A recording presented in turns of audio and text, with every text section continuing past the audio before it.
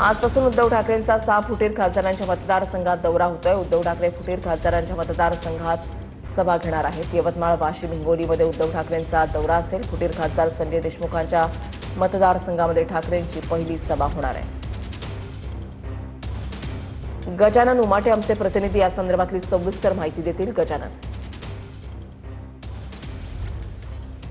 नक्कीच 6 खासदार सोडून गेले। त्या 6 खासदारांच्या मतदारसंघामध्ये आजपासून उद्धव ठाकरे यांचा हा दौरा आहे आणि आपण बघू शकतो पहिली सभा विदर्भातील यवतमाळ, वाशिम लोकसभा मतदारसंघात इथले खासदार संजय देशमुख सोडून गेले। त्यानंतर ही पहिली सभा आहे आणि स्टेजवर जे फलक लागलेला आहे ते अत्यंत बोलकं आहे की यवतमाळचा बालेकिल्ला अभेद्य राहणार, अशा प्रकारचं हेडिंग याला दिलेलं आहे। दुसरं म्हणजे निष्ठावंत शिवसैनिकांचा संवाद मिळावा असंही या होर्डिंग्सवरनं सांगण्यात येत आहे। परंतु सगळ्यात महत्त्वाचं, हा खरंच किल्ला अभेद्य राहणार का? कारण की यवतमाळ, वाशिमची शिवसेनेची ताकद सुरुवातीला संजय राठोड आणि त्यानंतर संजय देशमुख खासदार ही होती। आता संजय देशमुख आणि त्यांच्या सोबतचे अनेक पदाधिकारी जे आहे ते शिंदे यांच्या शिवसेनेत गेलेले आहेत। त्यामुळे हा किल्ला अभेद्य राहणार का, सगळ्यात मोठा प्रश्न आहे।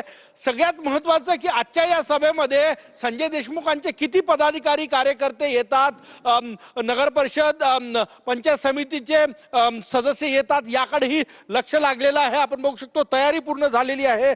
थोड्याच वेळात हा मेळावा जो आहे निष्ठावंत शिवसैनिक संवाद मेळावा असं नाव याला दिलेलं आहे आणि हेडर आहे यवतमाळचा बालेकिल्ला अभेद्य राहणार। यवतमाळ, वाशिम हा शिवसेनेचा गड राहिलेला आहे। यापूर्वी ज्या आहे त्या भावना गवळी इथल्या खासदार होत्या। बरोबर, नक्कीच धन्यवाद गजानन दिलेल्या सविस्तर माहितीसाठी।